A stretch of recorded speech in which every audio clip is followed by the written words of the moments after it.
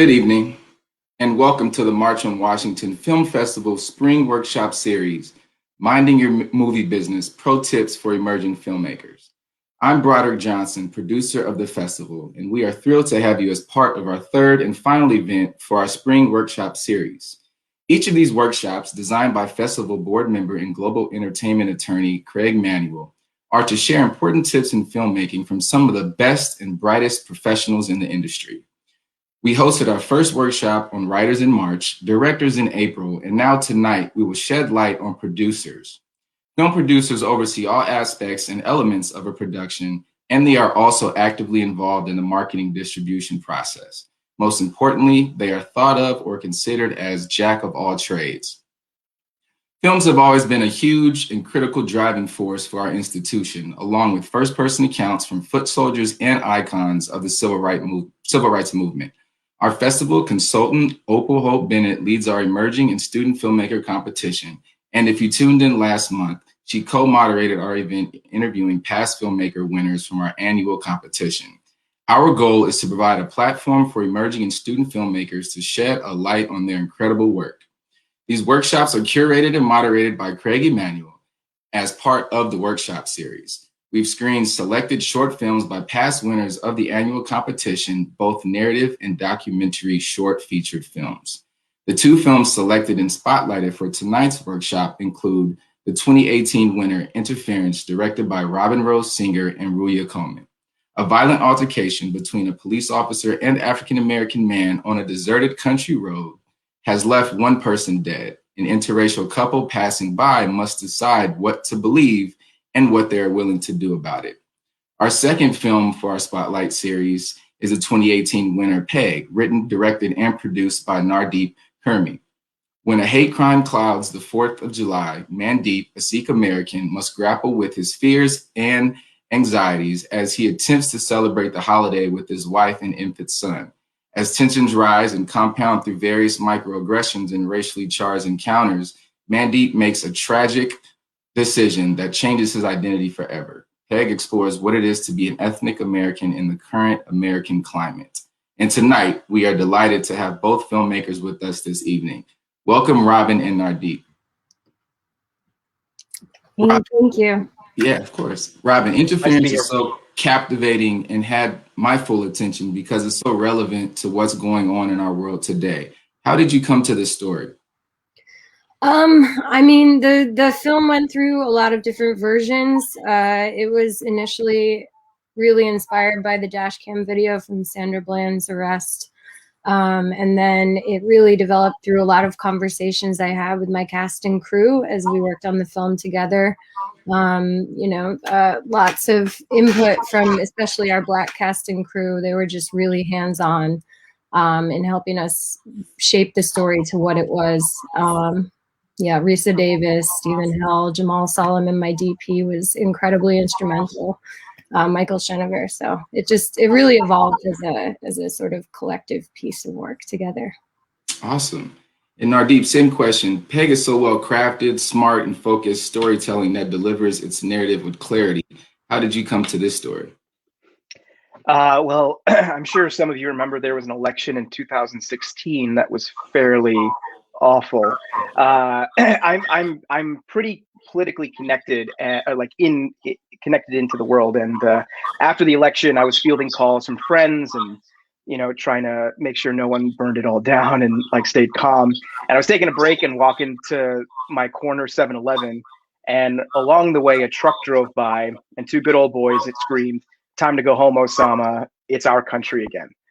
And I hadn't heard that kind of rhetoric since post 9/11, and it just shocked me, being in liberal LA, that could happen on Sunset. So I decided I wanted to make this film about someone struggling with the erasure of their identity due to the society that we're living in, because they feel like it would be safer for their family to exist without that sort of identification. Thank you, Nardeep. Robin, what has happened in your career with you and your film since 2018? The film went on to do a really wonderful festival run. We were invited to NBC Universal Film Festival as one of their selections. We played probably about 16 or 20 festivals around the world. And beyond that, for me, I've just continued writing and directing. I wrote a feature script called The Lions of Mesopotamia that was about the true story of the Iraqi football team during the Hussein regime. And that was recently a 2020 Nickel finalist, the Academy Nickel. So, yeah. Congratulations. That's pretty cool. And Nardeep, what has happened in your career with you and your films since 2018? Yeah, we did a international festival circuit as well. Cleaned up a collection of awards, which was fun. There was some Oscar buzz at some point too. And it's living on YouTube now, and it's doing exactly what I wanted to do, which is start a conversation and introduce a lot of people to who a Sikh would be, even if they never knew what that would be. And as far as career goes, I've made another short film since then, which is also on YouTube called Unknown Caller. And I'm now in pre-production for my first feature, I think as a direct result of Bug, which is super exciting. So I'm hoping to make that in the next year. Thank you. Absolutely. And sorry I mispronounced the film. And last question, Robin, what 3 tips would you give other emerging filmmakers looking to establish their careers in the industry? I'm a big fan of the Olivia Wilde no asshole policy. So, genuine kindness and gratitude, I think, is really important to just keep expressing all the time. I think taking initiative is really important in your career. No one's going to give you permission for anything. So it's really just about being a constant student, taking classes, experimenting, Googling all the things you don't know, volunteering, spending as much time on set as you possibly can. That's how I learned. So that's all I can really offer in terms of education. And then aside from that, I think that people should banish the word networking from their minds if they possibly can. I know it sounds kind of weird, but I think it puts people in a weird state of mind where they're approaching everyone as a sort of stepping stone in their career, whereas what you really want to do is, try to build genuine relationships with people. This is a people business. People are, our biggest commodity, I guess, in film. I would say, like, that's what making films is all about. So it's really just about making those genuine connections that'll hopefully last you throughout your career. Absolutely. Thank you. Ardeep, what 3 tips would you offer emerging filmmakers looking to also establish their careers in the industry as well? Yeah, make mistakes. Make lots and lots of mistakes, because that's where you'll find that texture and that beauty that you're looking for if you feel like you haven't found it yet. Make mistakes, take those risks, and run with them, because you'll find something there. A lesson I constantly have to reteach myself is that perfection is a lie. Nothing will ever be perfect. The screenplay is never going to be perfect. Like, get it out there. The edit's never going to be perfect. Get it out there. Don't try and shoot for perfection, because that's a lie. It doesn't exist. Perfection is making the thing, and then the last thing I would say is you don't need to do it alone. I, for the longest time, and I feel like, I don't know, Raman, if this is the case for you, but like, we feel like we have to do everything ourselves. And the reality is you don't. There's thousands and thousands of people out there who are ready to jump for you, especially if you're passionate about your story. So all you have to do is just ask. And the work inevitably is infinitely better with more people involved than if you're just trying to do it by yourself. Awesome. Well, thank you both for all your insights and for joining us, Robin and Nardeep. And please keep us informed on the future project films that you're working on now, so we can help support you. And to our audience members, make sure you catch both films on our Eventive platform for the rest of the month. And thank you. And now, without further ado, I'd like to turn things over to our moderator for the evening, Craig Emanuel. Good afternoon, everyone, and thank you so much for joining us for what is the final of a series of 3 panels focusing on issues relevant to writers, directors, and producers.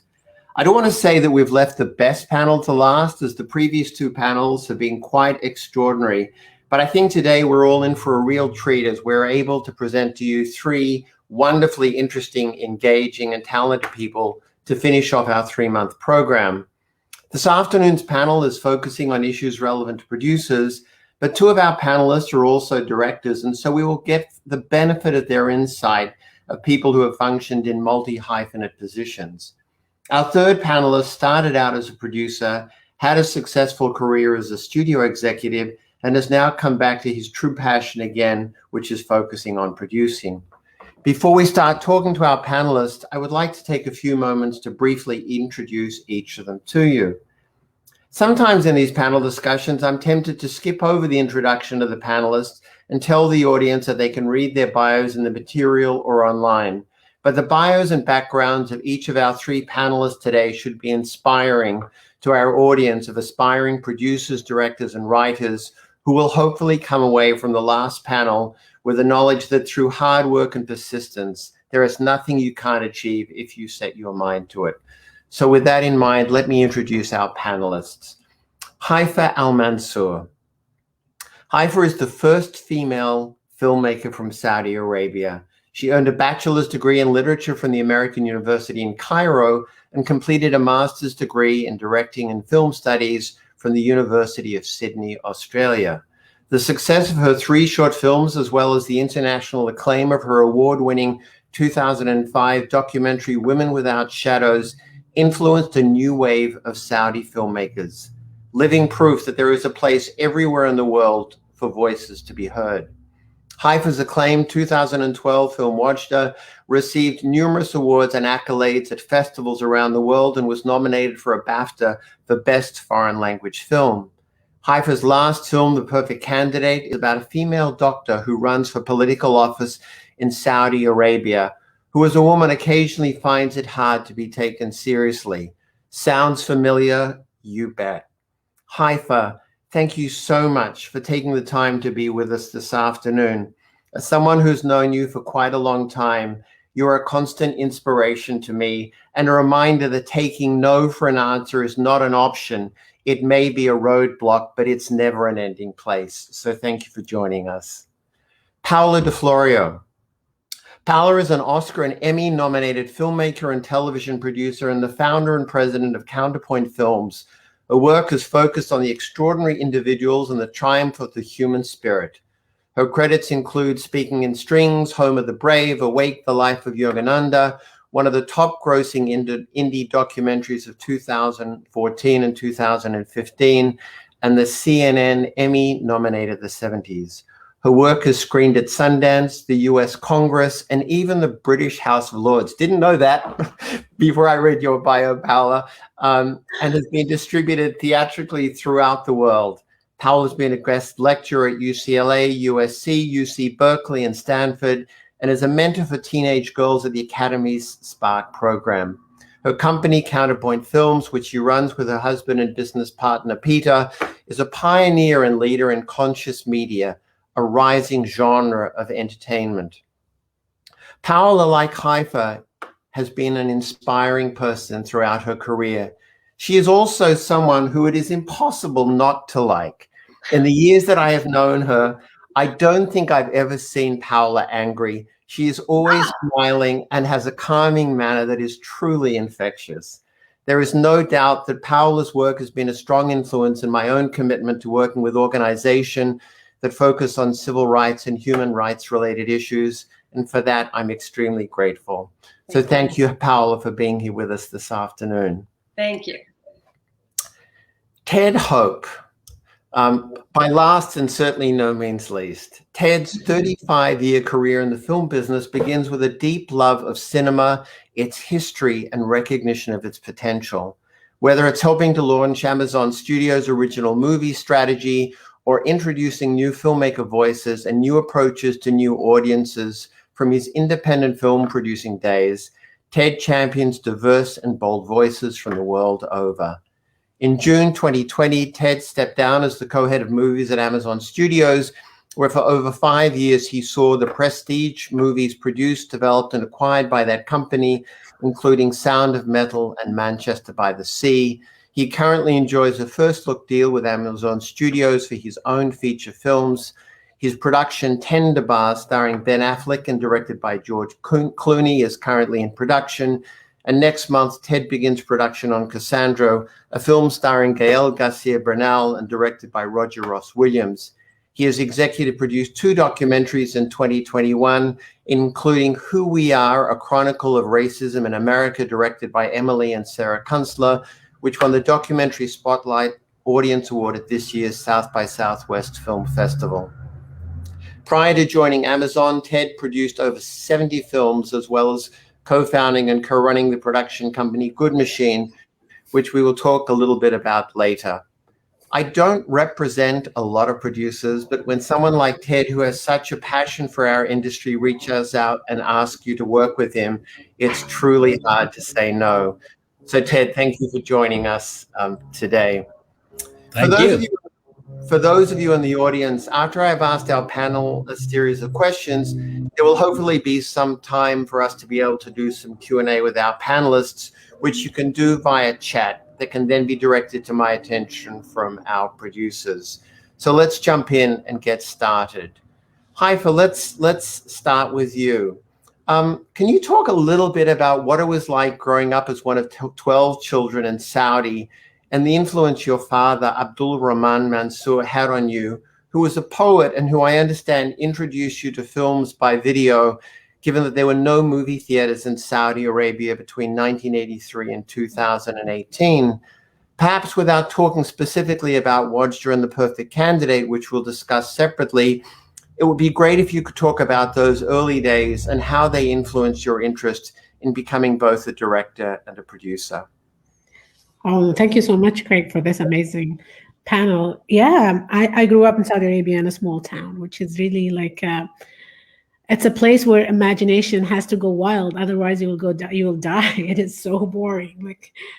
I'm very fortunate that my parents were like they give us a chance to watch movies or to listen to music when Saudi Arabia was very conservative, and a lot of I go to school, like when I go to school, people tell me if you hear music, you die, and that gave me sort of a normal childhood. And being one of 12 kids, of course, it taught me how to maneuver life and to take opportunities whenever there is. But I think it is. I'm growing in a place like Saudi Arabia. I appreciated having a voice, and that is what made me make films, is like to express myself and always strive to share it with the world. And I think it is very important to not forget that, especially when we are sometimes women and like women of color. We feel like we don't have say on a lot of things, and it is exactly like how I grew up in Saudi. Like it is, you take things as they are and be grateful for the little thing you have. And I think it is important for us women to break away from that and have our voices heard. So I don't know if that answers your question, Craig.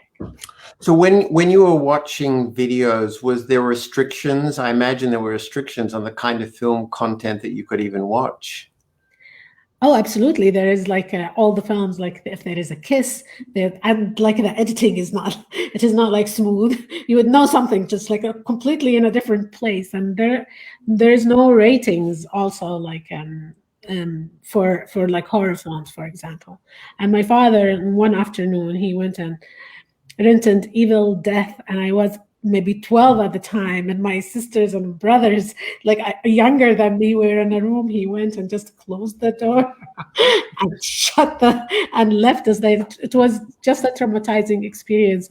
Horror films really still scare me until today. But yeah, there's no the movies were not. But yeah, there is no ratings, and there is a lot of censorship, but only on like sexual content or like religious stuff. Horror films will go. And so when you decided that you wanted to go to Cairo and potentially study to be a filmmaker, as a female growing up in Saudi, do you get pushed back from doing that and saying that's not what a woman should be doing? Absolutely. It's always like there is a pushback when that is what not a woman should be doing, especially when it comes from Saudi Arabia. And that for so long, it made me scared of like talking about things that are really important to me. But I think after I finished college and I went back home and I started working, and I worked in an oil company, I felt like invisible, and that feeling of not being able to be, not being seen, and skipped in the meetings, and made me look for storytelling as kind of therapy, just like to be to just feel that I existed. And I sent my first short film to a small film festival in Abu Dhabi, and it got accepted, and they sent me a ticket, and I went, and I felt important. Like people were talking to me, and it's like, you're the first female filmmaker from Saudi Arabia. And I was like, yes, I am. And it is really not planned at all, but it is, I think, yeah, I'll claim that title. Paola, tell us a little bit about what led you to a career as a director and producer of both, television and documentaries. I mean, it seems like you've always been driven to tell stories about real life characters, working as a segment director on the television series Civil War Journals in 1993. Your documentaries have covered such subjects of the life of the Italian-born violinist Nadia Salerno Sonnenberg in your Academy-nominated documentary Speaking with Strings, to a documentary following the life of a Caucasian civil rights worker, Viola Liuzzo, who in 1965 was murdered by the Klan while driving with a black passenger in your documentary Home of the Brave. So what was your journey to kind of wanting to get to this place? It's interesting. I think storytelling really it is a natural born thing. And I think for as long as I can remember, I think I was always an empath. I just remember even in kindergarten, nap time, and hearing a boy in my class who stuttered, like talking to himself, and I wanted to know what it was like to be him, and I could feel patterns, and see patterns in stories in people. And so I think and I was a writer, I think that, I was an English major in college, and I just wrote a lot of diaries. And then somehow my first job out of college was in the news. And it's so hard, and like, it's just very factual. It's like just taking facts, but I worked it was very interesting at the time. But that idea of slipping into other people's skins and having access to people anywhere around the world and really understand different cultures, different ways of thinking, it just came easily to me. And that led me to wanting to tell people's stories and represent other people's voices. Thank you. Ted, you've had an incredibly long and successful career, both as a film producer and as a production executive. Perhaps you could talk a little bit about the early years of how Good Machine came into existence and how you managed to cultivate relationships with such incredible first-time filmmakers as Ang Lee, Nicole Holofcener, Todd Field, Michelle Gondry, and Moises Kaufman. Sure. I think when you say long career, what you really just saying, you're so old, Ted. You're so old. That's the best way to have a long career, is to grow old. Oh, that's right. We established that I'm older than you are, so I don't feel so bad. It's funny. I think actually the story starts, and then I was probably that 5-year-old kid on the mat near Paola, stuttering. I had a speech impediment. Took lessons, into my teens. I just happened to go back this weekend to see my mom for her 88th birthday.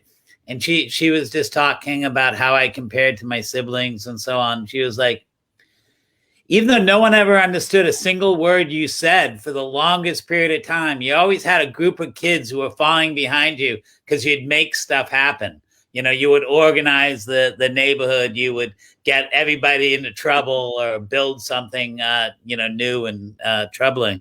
And I think that's really, whether that's true or not, it's certainly the myth that I told myself I could make stuff happen. I was super fortunate to arrive in New York City, at that moment that, literally the year that Spike Lee and the Coen brothers and Jim Jarmusch all released their movies. I was drawn there because I'd been working in politics. I dropped out of school and was working in politics. And because I was traveling to places where I knew nobody, I'd go see movies. And I didn't like most of the movies, but when I saw Susan Seidelman's Smithereens, I was really, taken by it. And I was like, I'm going to go to New York and try to make movies like this, and that period, you have to be somewhere where you can find folks who are like-minded. And, literally my business partner, James Seamus at the time, and Christine Vachon, who became a longtime collaborator, and Carey, who became a longtime collaborator. We all arrived around the same time. And, now that I've left Amazon and working on some new things, it's funny. I pitched both Christine and Anne my big idea. And they said, Ted, I've been hearing the same idea from you for 35 years. Now you're just finally getting to build it. It's like literally that sort of thing. And I think it's the fact is, all of us who arrived there, all those people you mentioned, it was a time before the industry got as sophisticated as it is now. People didn't have agents, lawyers, publicists, managers, and so forth. They needed folks who could help translate. And I think having been somebody that nobody could understand, I really valued that piece of translating. People said, oh, Ted, you're able to talk art to the business people and talk business to the art people. And I could talk production, to, how to get something made to those who hadn't made it before. I don't think it's so much an accident either that I got to work with many international directors doing films not in their first language, in that same sort of way, that so much of any industry starts thinking that there's a right way to do things. Mm-hmm. And that right way makes for a corporate voice, or makes for something that doesn't actually capture the nuance of us all. And really being someone who masqueraded as fitting in, but always felt like he didn't fit in, I really, took to how do we help make that whatever is unique about that individual come up and help be expressed, because that ultimately is the most universal thing, that we are all distinct people who need our voices to be heard and understood. So I try to do that translation.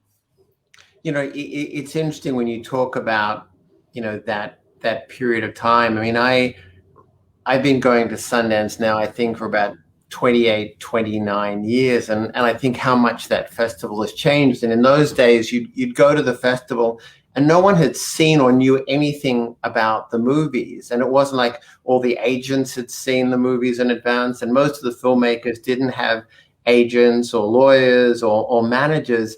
And I really started my career as a lawyer is going to these festivals, watching movies and just making cold approaches to filmmakers after the screenings and saying, look, here's my card. I love films and I'd love to kind of work with you. And that's kind of, how I started my career. And now, any film that gets into a festival, even people who I find that go to some of these labs who've never produced anything, they all seem to have agents, lawyers, and managers. And I actually think you can lose something by getting ahead of yourself, a little bit. So that there is definitely things to be learned, from the past. If I could just cut in on that, I think one of the most helpful things that happened for me was the fact that you were able to build a community that was based around solidarity and helping each other in those early days. It was group learning at its best. There was no success in indie film. It wasn't what it was about at all. You were happy if you could support yourself still perhaps that way now, but nobody ever got rich for the longest period of time, and we would share all of that information. And I hope that it kind of feels to me that one of the nice benefits, though everyone won't feel it the same way, of the pandemic, is that as festivals come back into, real live events, I'm hoping the business steps out of it. The business will do the virtual part. They will do the piece of convenience for them to see it.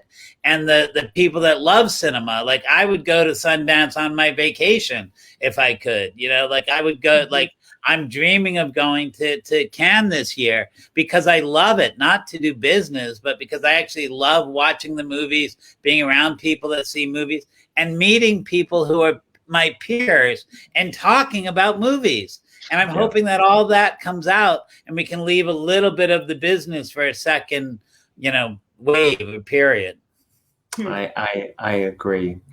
Haifaa, throughout your career, in addition to being a director, you've obviously also functioned, as a producer, starting, with your first film, Watch It, which was a co-production, and more recently, Perfect Candidate, which was also, a co-production. I think I read that, in your case of your first film, it took more than 5 years to get made, and certainly there were some challenges and roadblocks along the way in trying to get a Perfect Candidate made, something I know, only too well. But for our aspiring filmmakers in the audience, perhaps you could describe just some of the challenges you faced in getting these films made and how you, overcame them so that perhaps, they can learn something from your experience. Yeah, I think it is very difficult for a first-time filmmaker always to find financing for their film.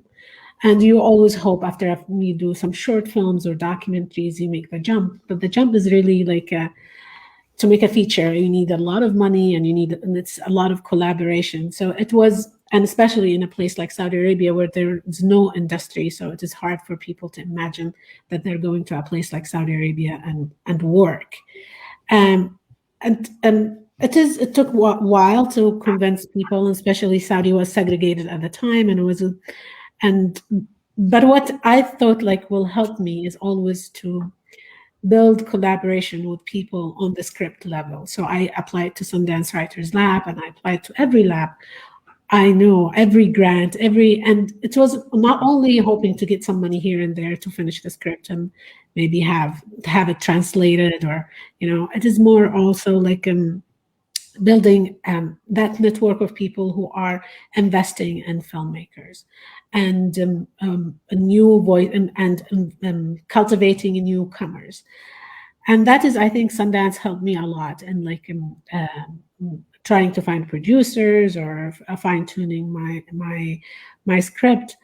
And it is not going to be easy for the, I don't want to make it easy. It needs a lot of hard work, and you need to knock on a lot of doors. But one thing you should not forget as a filmmaker, because a lot of people, you will have producers who sometimes come and give you feedback, and it is important that you take that feedback and not to lose your vision, but it is very important to have an open heart and to know how to, as a director and as a writer, to bring everybody rally behind your vision and benefit from everybody who wants to make the film better. And that is sometimes I had to remind myself as a young filmmaker, because I was really guarded, and I had the script was different when I was writing it. The mother dies, if you're familiar with at the end, and I went to Sundance and they told me there's a tone problem and all that. And then I applied to the highest pitch competition in UAE, and the prize was $100,000. And then that is what made me okay, maybe I should really revise the script now. Money's talking. And that is when I really, it forced me to open my heart and forced me to really, maybe there is a tone problem. And I stepped out of it. And I wrote the ending as it was in the film on that night, because here, the carrot was the $100,000, which we won. But I think it is important for young filmmakers to to benefit from the experience of other people. And it's going to be a long way, but we should take no for an answer and be persistent. You know, it's interesting. I remember years ago, I was like maybe 20 years ago, I was in a panel at Cannes, talking to producers, and we were talking about the opportunity to get financing from different European countries and all kinds of other things. And somebody, stood up in the audience and said, look, I'm a producer and I've not found it possible to kind of get any of these things. And so somebody asked on the panel, said, well, what have you produced? And he said, well, actually, I haven't produced anything yet. And the person on the panel said, well, then you're actually not really a producer. And I mean, it is kind of funny, in the moment, but I think you do sometimes have to make a few compromises along the way. Even successful filmmakers have to make a few compromises, and it doesn't mean compromising your artistic vision for a film or for a project.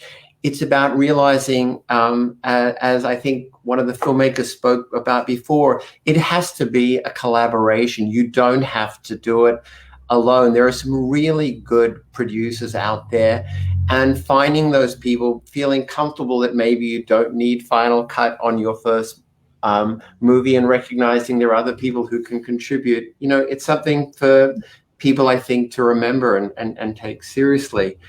If I could just chime in on that, Craig, because I think there's an important thing that people sometimes forget, not to denigrate the legal profession and how important it is to build those good fences, on it. I would say, I think I've been involved in about 125 movies as either a key producer or a key executive. And I think on every single one of those movies, with the one exception, the film that went to the cinema on the big screen, as movies are, I would still say, meant to be, was 100% the director's vision, whether or not they had a final cut in the agreement. So precisely worrying about the final cut and what it says there isn't always the best place to put your energy. That so much of the type of movies that the people here make are the types of films that are going to be sold on the director's back. It's the director that's going to be speaking about them. And because of that, the reality is that they have control of the movie, because they're going to have to be speaking about it.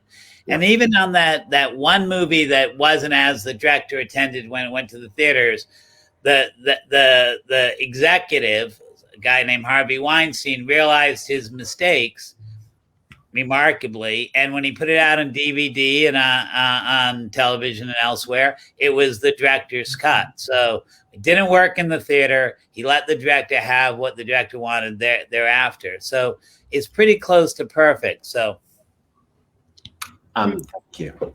Paola, you've also been both a director and producer, on your own projects. In the course of the last few years, it feels like documentaries seem to be enjoying a little bit of a renaissance. And I think probably in part that's attributable to streaming services like Netflix, who have really opened up audiences to, documentaries, which I think has been great. But I think despite that, documentaries like feature films, also have their own series of challenges in raising financing, both the development phase as well as the production phase. I think there's also the challenge in documentaries that, they often require a substantial amount of time from its genesis through the time it's being released. And often, that amount of time and limitations in budget can also, I assume, make it challenging for a producer who has to figure out how to live, during, that period of time. But perhaps you can talk a little bit about the genesis of some of your own documentary projects and how you identified those subjects and made, the evolution from those ideas and into films, and, talk about some of the financing and challenges you faced to get them to the screen. Sure.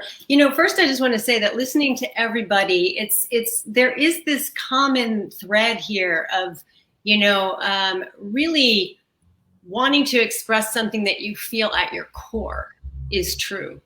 And that if you hold on to, I just feel that that's, I mean, I don't recommend my route, because it's like you can hold on for life with that and like never see something get done. But I think that there's something happening in the world right now, which is, we are being brought to our knees, the whole world, with COVID, with the way of life as we are living it has become untenable in so many ways. And we're being asked to rethink how we want to relate to one another as human beings. And this is starting to express itself in stories. And I think that it doesn't go unnoticed to me that this festival, which is based on, this incredible, the March on Washington, and these themes of people that lived by their truths, right? They lived by these truths that gave them the strength and the power to stand up for something. And I feel that, Martin Luther King, Gandhi before him, the satyagraha, that whole concept of just, the force of truth.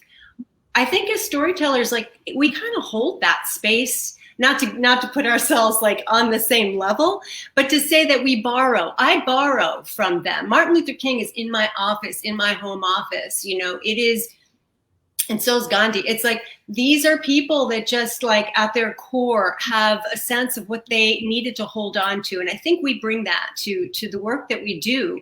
Documentaries are impossible to make. I mean, it can be as easy as going in and pitching something, but I think for so many people, it's like, it's a long journey of making something that either is unique and people don't see it right away. There's so many no's. And like you said, Craig, it's like, how do you have to somehow get through that phase when you have something to show that somebody's going to bring more to it.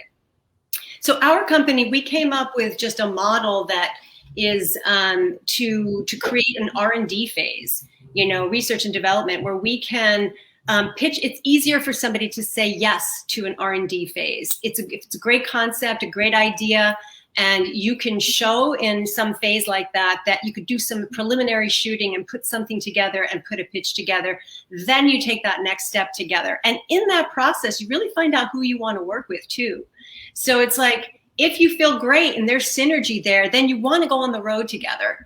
And if not, it's not a huge investment on the investor's part. And then you can kind of part ways and you decide who owns the footage and who will go with it. So, and that's worked out for us.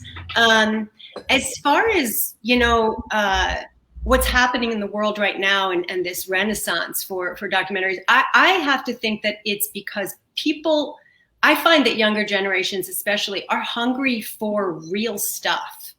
And it's just what's real. It could be real in real life. It could be authenticity. It's just no tolerance for bullshit. I feel like there's this drive for just getting back to what feels, the stories that we need to share with one another. And it's what you were saying, Ted, like going to the festival and just connecting with people again. Or Haifaa, what you're saying, like, you just had to have your voice heard. It was just impossible not to, you had to do that. It's that need to do that I think gets you eventually whatever money you need to start your process. And then it's just, there's a lot of talent out there and you just need to get your foot in the door. And I say, break it down. Break it down, make it accessible, make it a bite-sized chunk that you can then show, 10 minutes, 20 minutes, whatever it is, and get to that next step. And do it from a place that is, uniquely yours. Don't try to imitate. Tell the stories that really are going to keep that passion and that fire lit for you. I think you made a really interesting point, and in part we discussed this in one of our earlier panel discussions. I think so often filmmakers, in trying to decide what they want to make films about, try and make films about what they think other people are interested in. Mm-hmm. And the truth of the matter is, if you've got a story to tell, it's going to be a far better story to tell if it's your own story. It's funny, people in the old days would sit in studio meetings and on a Monday morning and look at the box office and see what worked and sit around and say, well, why don't we have, one of those films in development, or production? Right. And it doesn't quite, really, work that way. I mean, it's interesting. I think about Home of the Brave and your decision to make a documentary about a Caucasian woman who was involved in the civil rights movement. And I could imagine many people saying, the civil rights movement is not about the white population. It's Right. about crimes against, the black population. Yeah. But your belief in this character, Yes. her story, actually is in some respects a very unifying story, because the civil rights movement doesn't progress if it's only a black story. We only progress as humans if, in fact, we both come together and all sides can see that there is a commonality of interest and a story to be told. So it's I think, if I can just say, I think that Viola Uso's story, who was the center of Home of the Brave, I mean, it just goes back to what we were saying about storytelling. In other words, she was a mom, living in Detroit, married to a Teamster, had 5 kids, should not have picked up and left her home and her 5 children and gotten in a car and driven down through 3 states to stand up for civil rights by those standards in the 60s. But see, she couldn't help it. She had to answer a call. And I think that that's kind of what we're all talking about here, is answering a call. And that's what the people, that marched on Washington did. And this is what, this is what changes the world. This is how we get inspired. We have to live our own inspiration, and then other people will totally find theirs because we mirror each other. So that's what we need right now. So Viola was inspiring to me because I was a new mom at the time. And so I was having my first child and I was like, what? And I just couldn't believe the passion that she had and how she connected with it. And it did cost her family. And it cost Dr. King's family for him to be who he was. And as any leader in the world, pays a price. And so there's that side too. But you're right, Craig. It was a little ballsy to tell a story of a white woman in the civil rights movement. And we did get some heat for that. But then we also got a lot of people come and support us, because it is ultimately everyone's journey, not just one people's journey. Fantastic. Ted is someone who's been both a producer and executive. I'd like to maybe have you talk a little bit about when people are trying to pitch a project to a studio, to a network, to someone to attract financing. You've been on both sides of that discussion. When you're pitching to a company, what are the things that are important? What should people focus on to try and get people interested in their movie? What moves the needle? Well, I think first and foremost, you want to be able to show that you're a good storyteller. I was shocked at how many people, while I was at Amazon, well-known writers, directors, and producers would come into a pitch and read a pitch. Like, hello, one of the reasons I love being in this business is I love telling stories. If you can't, keep the dinner conversation focused on you probably shouldn't go into a studio and pitch. You should be able to work without notes and tell a good story. I think similarly, I'm always wondering why this person, right? And why this story now? I want to feel both of those things from that conversation. Why is this person telling this story? And why do I need this movie now? And ultimately, I'm trying to get those signals of we're going to go, have really tough times together, who's ever making this movie. And do I want to feel like this person's got my back? And do I believe this person can trust me that I will have their back? You know, like that's a big question. Will I want 3 years down the road, will I still want to be having dinner with them and excited about the conversation that we're going to be having? Because it's going to take that long. Mm-hmm.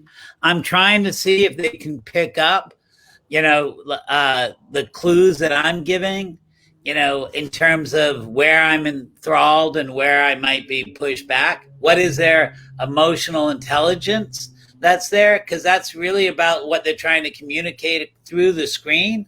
How are they going to, you know, be able to move people, hearts and minds, you know, energy and all of that. I believe that cinema is a dialogue with the past, connected to this moment in time we're all sharing with a dream for the future. And I want to see how they're carrying that conversation forward. What are the references? You know, how it speaks of our life today, the why now, and what is the dream. Like I believe that things are beyond the movies. The things that we make are well beyond just stories, right? That we're introducing them to new people, new ways of life, designs for living, philosophies, beliefs. And that's all a super passionate and intriguing thing. It's why we're gathered here right now. Like, we love to hear how different people think about different things. And I'm looking to see where that engagement is. Now, I accept that there are different types of filmmakers. There are the shooters. There are those that are very character oriented. There are those that kind of create something unique and distinct in that specific moment. And there are those that plan it out, you know, step by step by step. Personally speaking, I found that I work better with those that believe in what I call the experiment over the proof. I like to have something where we're all trying to learn as we go, and we're trying to create something new. We're trying to engineer serendipity and capture that unique thing that is about how do we reach beyond our grasp for something more, and sometimes bring it down to earth, right? It's really kind of a remarkable thing. And I think that all of that kind of speaks of the type of people who like to be in service of something greater than themselves, that want to be part of a team and part of something larger than just themselves. There are a lot of people you realize when you're in the room with them, there's no one else there with them. The room is not even big enough for them. And those folks, you know, more power to them, but I don't need them. They don't need me, you know. So I'm looking at all those things. You know, the question so much of, like, what does the market want? And, you know, am I giving you one of those things that was the box office last week? You know, that's all changing so fast. It's so fascinating, you know, both due to the tools we have and our means of release. Like, we've never really been able to conceive of, design, execute, and deliver movies about this specific moment in time as much as we can do that today. And that's really exciting, you know. And then similarly, the way that we tell our stories no longer resigned to a single platform, that the story, the world can be communicated in different ways across different platforms simultaneously, that gives audiences a whole new realm of participation. All of that is so exciting that I just think, you know, if I can't feel the excitement about what it means to make a movie today, like, some people are just like, wow, it's so hard, it's so terrible, but there's so much opportunity to do things in new and different ways. Like, I feel like we are particularly sitting in this moment of transformation that is desperate and wonderful, you know, and I like to see, you know, that in a pitch. Like, just give me that pitch back. It's easy, right? I think a lot of it, just like final tag, is respect, right? You know, You go in to pitch somebody, you can walk out with $10 million, $20 million, $100 million, $1 million, whatever it is.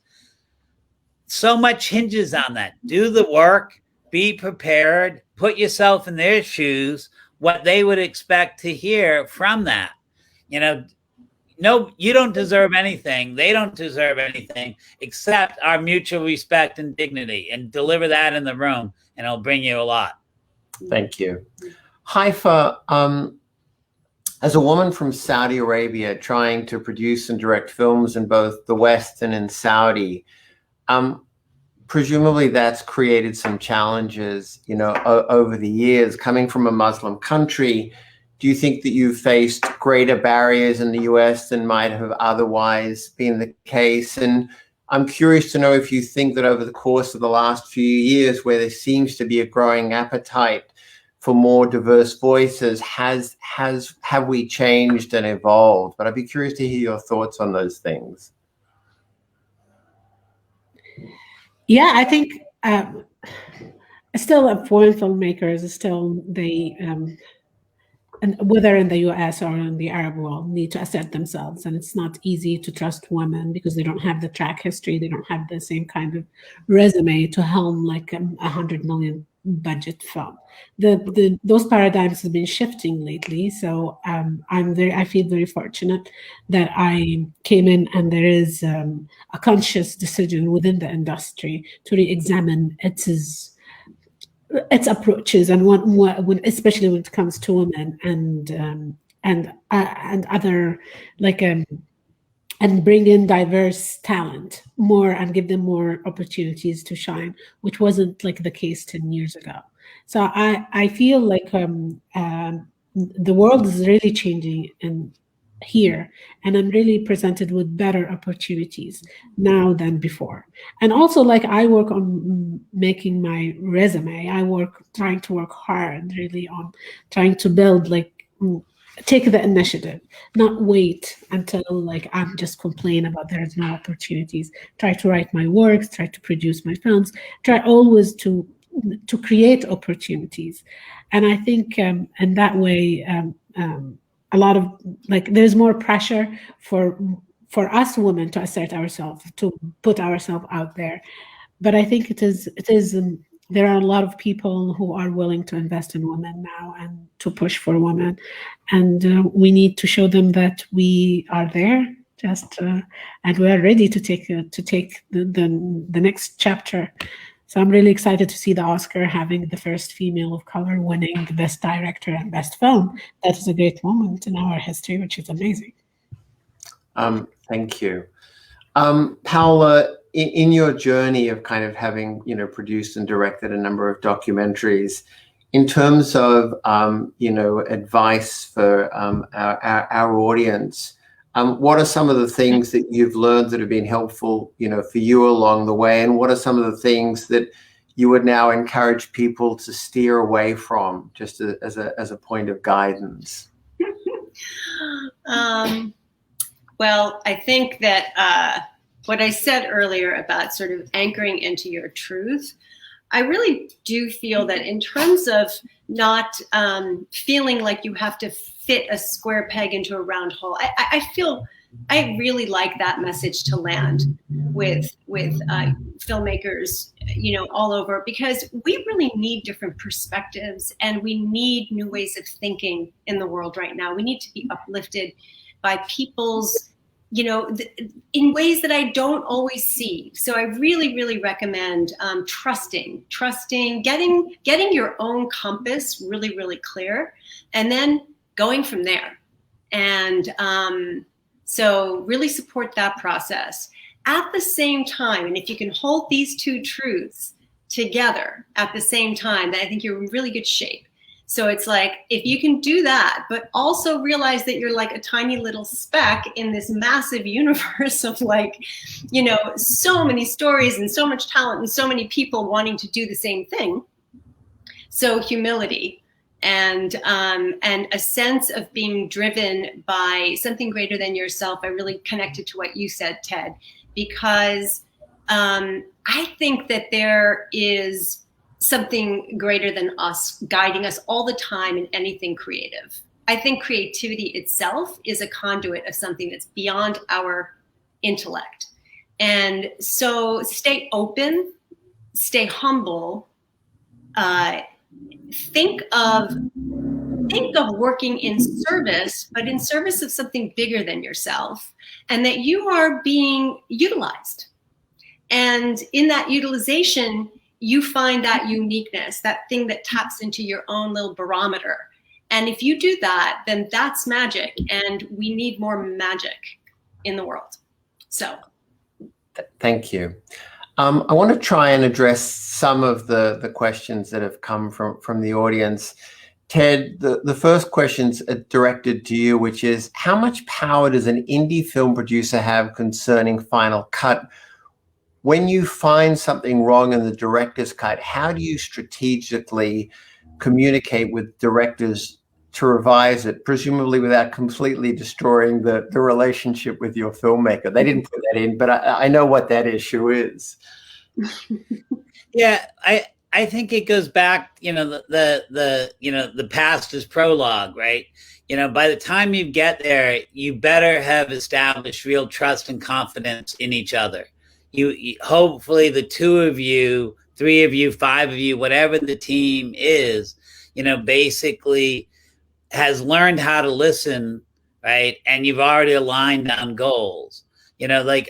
I'm really comfortable having any meeting with anybody about whatever problems that, occurring, partially because I've had enough experience to be kind of confident on being able to survey what the problems and the issues are, but also that I know that I'll make sure that they feel comfortable that they're heard, and I'm going to make sure they hear me. And the right idea, hopefully ego is going to be suppressed, and we're going to be in service of the film, and we know how to articulate that.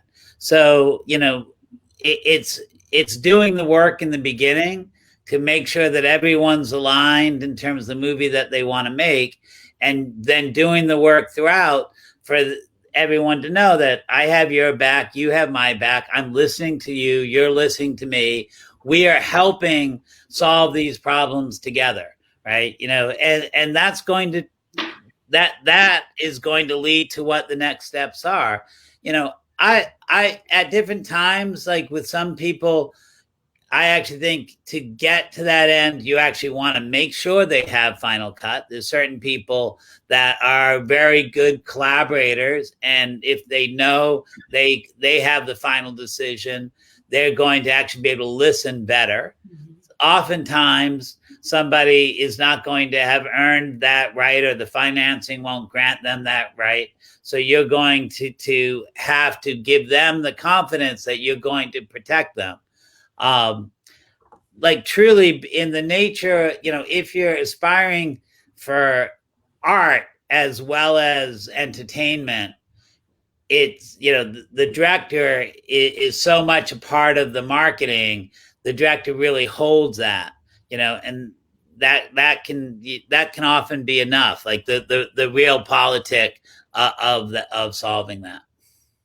Look, it's interesting. I mean, I find that the issue of final cut comes up both in representing directors and representing producers, because producers don't always end up with, final cut either, depending, who they're in business with. And I would say a couple of things. One, in most independent films that have a limited budget, final cut is really, it's not a real issue, because you're lucky if you've got enough money to have, one or two cuts of the movie. So as a matter of practicality, the director and the producer tend to be collaboratively working together. If you happen to be a DGA director, the DGA requires that the director has to be actively present and involved in every step of the post-production process. And so I think it does get back to, in part, what everyone's been talking about, choose the people you're going to get into bed with carefully, because if you have that collaborative relationship, ultimately you're all trying to achieve the same objective, which is to come up with something that's going to reach as many eyeballs as possible. But invest in that relationship too, that, Yeah. you know, on all sides, the financier, the distributor, you know, your creative collaborators, invest in that so that you've earned trust and confidence, respect. Haifaa, there was a question for you, which is from someone in the audience who's wanted to know particular about Arabic feature film regional distribution and what your experience has been like, you know, with that. Experience is tough. Like there is like Arabic films, like the film market in the Arab world is very much controlled by Egyptian films, like the mainstream films. Their independent films don't really survive in the box office. And Saudi Arabia didn't have movie theaters for so long. So the release of the films were you don't know where to release and what country and when. And even now with Saudi Arabia, once they opened, we were hit with COVID. So it is like distributing films that are out of the mainstream in the Middle East, whether it is documentaries or foreign films or not American or Chinese or Bollywood or Egyptian films, is always hard. It is, and I think now we have the streamers making things a lot easier to access those independent films. So I think the map has changed because of I think the streamers and Amazon and Netflix democratized the process a little bit. So you have place for those independent films to survive and reach an audience. And it is not like here, like in the West, when you have like a film you launch in the festival and then you have a buzz and then you sell to distributors all over the world and you get some kind of a release, whether in the US or other places, an art house form. We don't have this art house place yet in the Middle East. It's not evolved. So hoping that it changes now, but I think streamers seem to be the answer now for a lot of independent films. Thank you. Paola, I'd like to turn to you for the final question. Somebody asks, how did you support yourselves in your early producing filmmaking days? Do you have any advice for those of us who are early in our careers trying to get our foot in the door?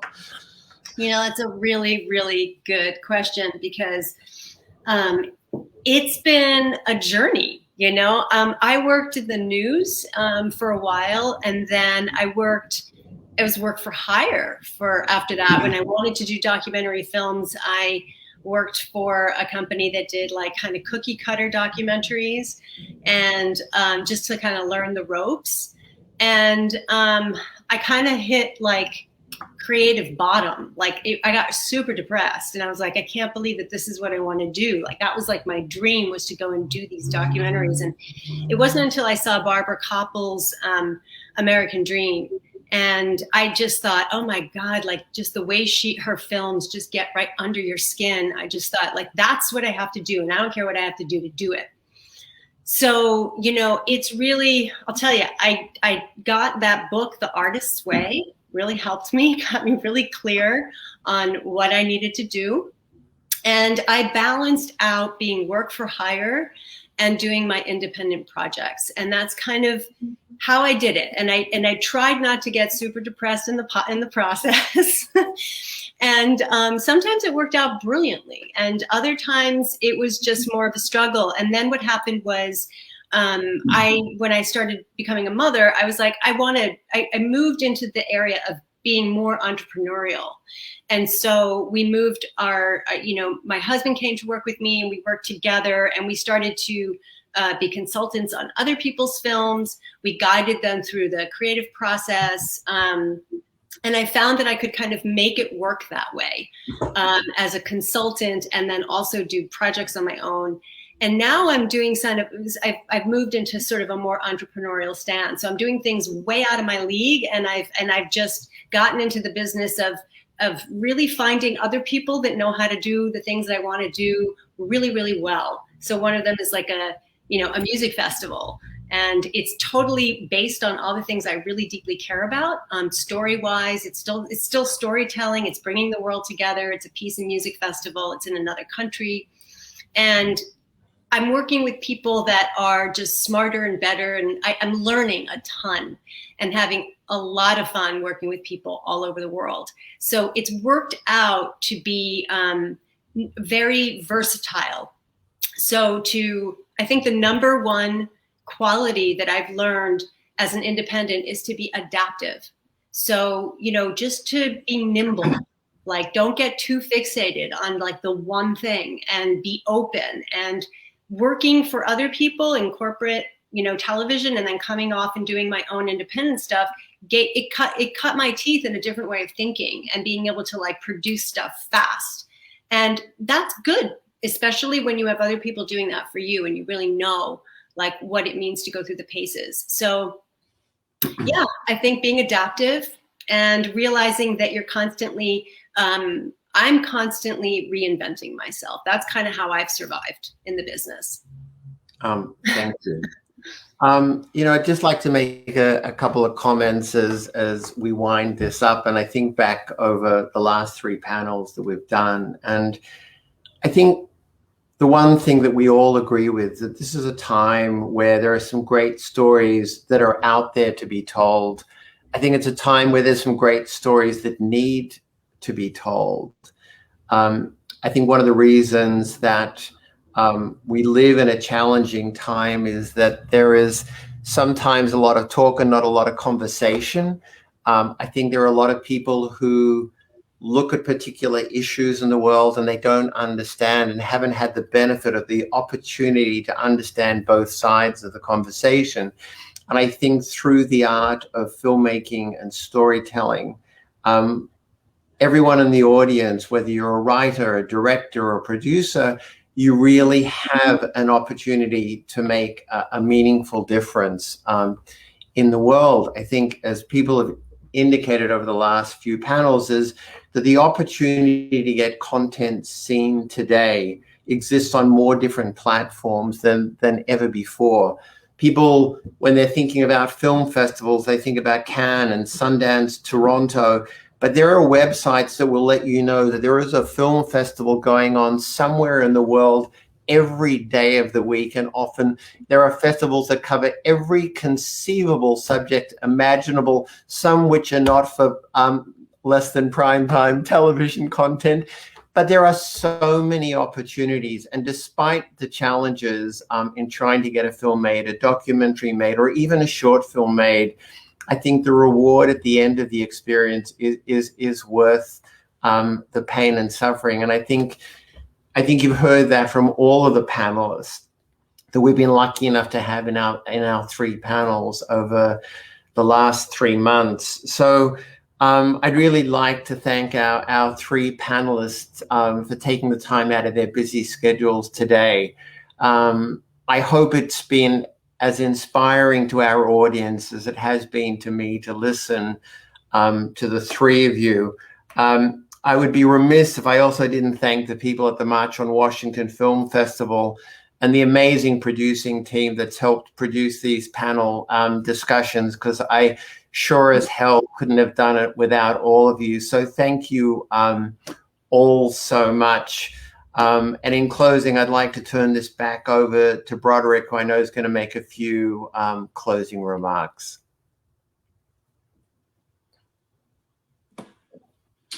Thank you, Craig. That was an excellent conversation. And thank you so much for your vision and invaluable support. You truly made this 3-month series extraordinary, engaging, and just rich in conversation. As Craig mentioned, thank you to all of our participants tonight and over the last 3 months, and to our audience members. Thank you so much for joining us.